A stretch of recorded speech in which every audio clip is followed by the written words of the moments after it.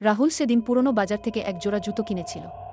চামড়ার জুতো, দেখতে বেশ পুরনো কিন্তু কেমন যেন চকচকে। একটা অদ্ভুত রহস্য ছিল জুতো জোড়ায়। প্রথম দিন পায়ে দিতেই সে টের পেল কিছু একটা গোলমাল। জুতো জোড়া যেন জীবন্ত। জুতো পায়ে দিলেই সেগুলো নিজে নিজেই হাঁটতে শুরু করত। রাহুল চাইলেও থামাতে পারত না। জুতো তাকে টেনে নিয়ে যেত অন্ধকার গলিতে, পুরনো কবরস্থানের দিকে। রাহুল ভয়ে জমে যেত, কিন্তু জুতো থামত না। তাদের যেন একটা নির্দিষ্ট গন্তব্য ছিল। এক রাতে জুতো তাকে টেনে নিয়ে গেল এক ধ্বংসপ্রাপ্ত বাড়ির সামনে।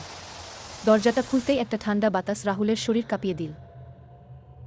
হঠাৎ জুতো দুটো রাহুলের পা থেকে খুলে মেঝেতে পড়ে গেল।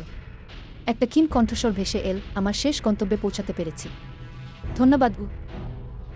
পরদিন সকালে রাহুলকে রাস্তার পাশে অজ্ঞান অবস্থায় পাওয়া গেল। তার হাতে ছিল সেই জুতো জোড়া। এবার জুতো দুটো ছিল একেবারে নিঃসার, প্রাণহীন, যেন কোনো মৃত জিনিস। লোকেরা বলে ওই জুতো ছিল এক মৃত সৈনিকের। সে তার শেষ গন্তব্যে পৌঁছাতে চেয়েছিল। এখন সে শান্তিতে বিশ্রাম নিচ্ছে। আর জুতো জোড়া, তারা এখন শুধু পুরনো চামড়ার জুতো।